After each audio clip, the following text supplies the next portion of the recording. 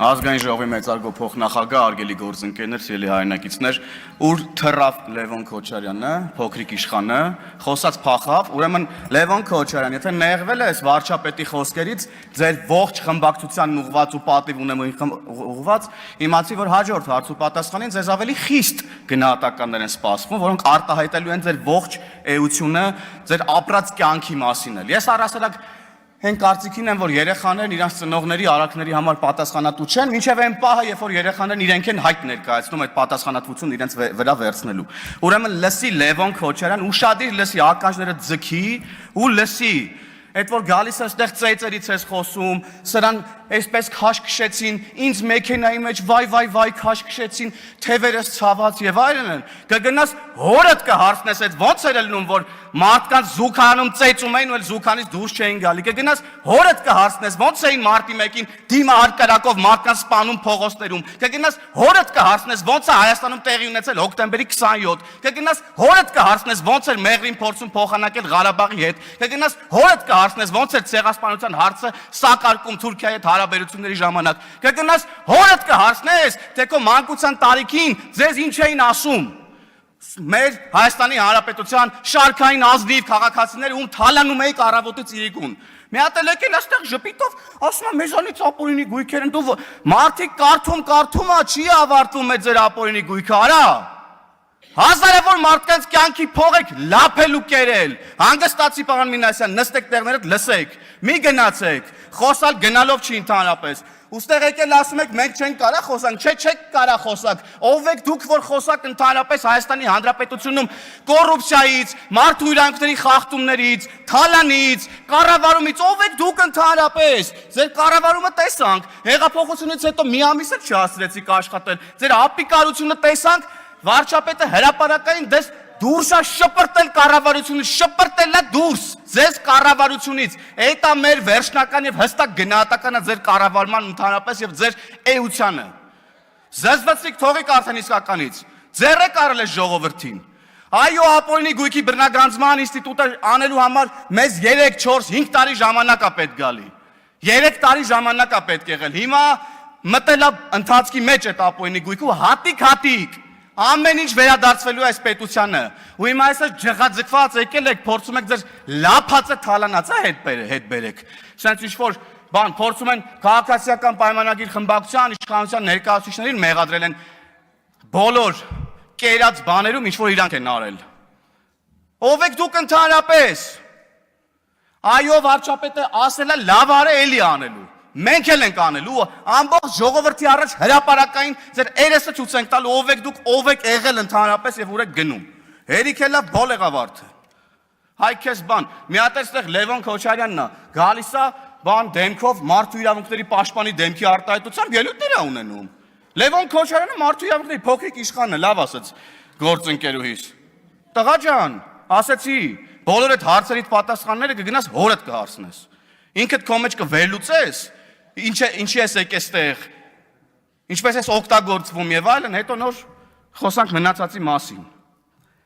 Վերադառնալով մարդու իրավունքների առասարակ քննարկմանը,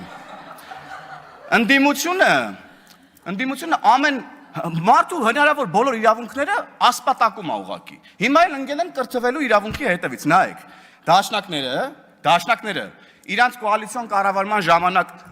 օկուպացրել էին ամբողջ կրթական համակարգը, պատմության ֆակուլտետներ, դպրոցներ, պատմության գրքեր, որ թաքցնեին ժողովրդից իրենց իրական դեմքը, որ օրինակ իրանք Օսման դաշնակներ են, որ օրինակ հիմա իրանք Օսման դաշնակների հետնորդներն են, եկել են ստեղ ավարտին հասցնեն ըստ էության, ուրեմն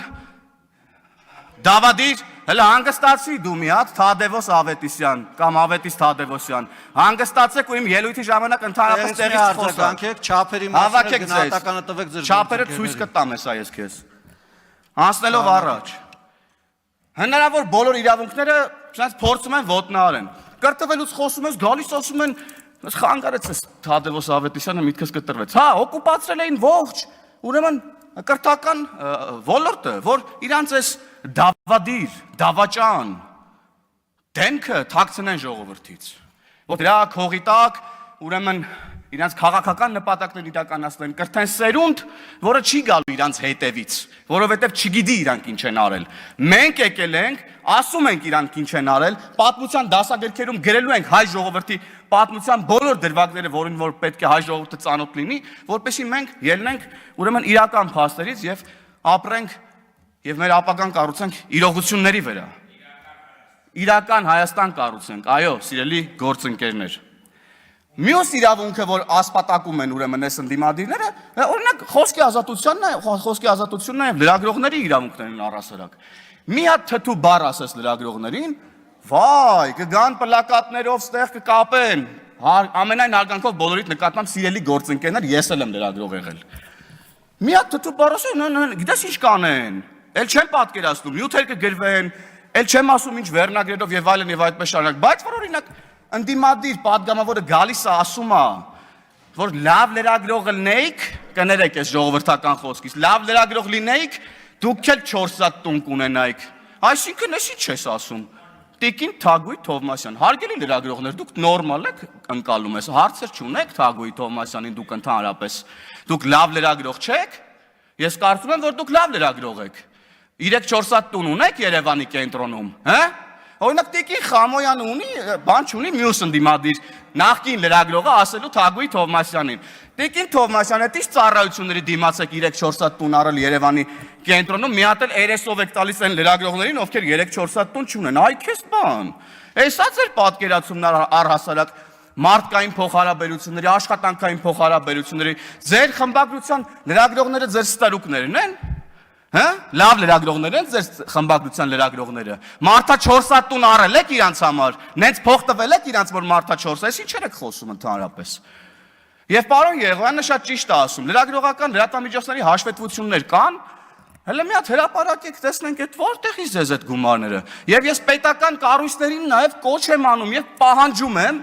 բացել ուրեմն լրատվամիջոցների մասին օրենսդրությունը ու կարդալ եւ հասկանալ, որ եթե կան լրատվամիջոցներ, որոնք հաշվետվություն չեն ներկայացրել, նրանք կարող են նաեւ չհավատարմագրել լրագրողներին։ Հարգելի պետական կառույցի համապատասխան բաժինների գործընկերներ, հետևեք օրենքի տառին եւ պահանջին, խնդրում եմ։ Եվ սիրելի լրատվամիջոցներ, մեր հանրությանը ասեք, ձեր եկամուտները որտեղից են, ինչ են եւ այլն եւ այդպես շարունակ։ Եվ առհասարակ ընդդիմությունը իր ամբողջ փողերը լցրել է լրատվական դաշտ, լրատվական դաշտը լցրել է լրատվության հետ կապ չունեցող մարդկանցով ու փակել է դուռը այն մարդկանց համար, ովքեր ուզում են գալ եւ զբաղվել ռեալ լրագրությամբ, օգուտ տան այս պետությանը, բուֆեր լինեն քաղաքացիների եւ իշխանության միջև։ Բան չունեք, բա հարգելի լրագրողներ, ես մասով ասելու ընդդիմադիր գործընկերներին, ովքեր ղեկավարում են մի շարք լրատվականներ, թե մենակ մեզ պետք է գաք ինչ-որ sense խառը խաչաձև հարցեր տակ, երբ որ մի ամիտ մեկն ու մեկս մի ավել պակաս բառ կասի կամ հղում կանի ձեր սիրելի տերտերների ասած բառերի վրա։ Մի հատ կարող է գաք էթիկայի հանձնաժողովի պահանջով մեզ դիմում գրեք, որ Թագուհի Թովմասյանի վերաբերյալ էթիկայի հանձնաժողով ստեղծի, հա? Թե դրանից ավելի քիչ եք նեղվել։ Եվ կարծում եմ այստեղ էլ, այսինքն մարդկանց իմ ընկալում ընդդիմադիրները բոլոր լրագրողներին գերեվարել են առհասարակ եւ հիմա լրագրողներից ուղակի ձայն չենք լսում։ Եվ նաև Տիկին Մանասյան, դուք լուսաձայնային նռնակների հատուկ միջոցների մասին խոսեցիք, բայց ես ուզում եմ արձանագրել, թե ինչ է տեղի ունեցել Հայաստանի Հանրապետությունում բոլորիս համար։ Հարց նոյեմբերի 9-ն է նախ տեղի ունեցել։ Եվ նոյեմբերի 9-ից հետո նախ մենք պետք է արձանագրենք, որ նոյեմբերի 9-ը, մարտի 1-ը եւ հոկտեմբերի 27-ը սրանք նույն շղթայի պատասխանատուների ձեռի գործն է։ Եվ մեր մեղքն է նաև, որ մինչև այսօր այդ բացահայտումները մինչև վերջ արված չեն, բայց այս քանի օրերի ուժային նաև իրավապահ մարմինների զեկույցները մեզ հույս են ներշնչել, որ ոչ վաղ ապագայում մենք առնվազն շոշափելի արդյունքներ այս իմաստով կտեսնենք, բայց ես ուզում եմ ասեմ, որ մեր ընկալումը, բառամթերքը Հայաստանի Հանրապետությունում տեղի ունեցող իրավիճակի վերաբերյալ չի կարա լինի ստերիլ եւ այսպես ասած շատ նման այլոց։ Մենք մի պետություն ենք, որտեղ ահաբեկչություն է տեղի ունեցել։ Մի պետություն ենք, որտեղ 2020 թվականին ահաբեկչություն է տեղի ունեցել։ Ես դա ահաբեկչություն եմ որակում, որտեղ նպատակը Արարատ Միրզոյանին սպանելը չէր, նպատակը բոլոր պետական պաշտոնյաների կյանքի վրա հարձակում իրականացնելն էր եւ սահմանադրական կարգը տապալելն էր, պետությունը լուծարելն էր։ Եվ հետևաբար, եւ մանավանդ, երբ որ մարդիկ հարձակվում են ազգային ժողովի շենքի վրա եւ կիրառվում է հատուկ միջոց, մեկն էլ վերցնում է, որ այդ հատուկ միջոցը հետ շպրտի իրավապահ մարմինների վրա, ովքեր հասարակական կարգ են պահպանում եւ վնասվածք է ստանում, ամենայն ցավով ես ցավում եմ, որ նման դեպքեր առասարակ մեր քաղաքացիներից որևէ մեկի հետ տեղի ունեն, անկախ նրանից, թե քաղաքացին ինձ ինչ է ասում, բայց մենք պետք է ընդհանուր կոնտեքստն ու իրավիճակն էլ նաև հաշվի առնենք, ընկալումներ չստեղծելու մեր հանրության մեջ, որ հատուկ միջոցներ են մեր կողմից կիրառվում եւ այդպես շարունակ։ Ես Չեխիայից պատվիրակություն եմ մի ժամանակ տարել էի որպես էքսկուրսիա օպերայի, ուրեմն Ֆրանսիայի հրապարակ, որ ցույց տալ թե մենք ինչ ժողովրդավար ենք եւ քանի ամիս է մեզ ինչ ասես չեն ասում, հասարակական կարգի տապալման կոչեր են անում, բայց վրանների մեջ խորոված քյաբաբ են ուտում։ Այսօր Արտուր Խաչատրյանն եկել այստեղ ասում է ծափ տվեք պարեմ։ Տո ծափ կտան կպարեք, կերքեք, ժամանակը կգա, ընես կպարեք, ընես կերքեք, դուք էլ չգիտեք դրա մասին։ Շնորհակալություն։ Չմոռանաք հավանել տեսանյութը եւ բաժանորդագրվել Civic AM-ի YouTube-յան էջին։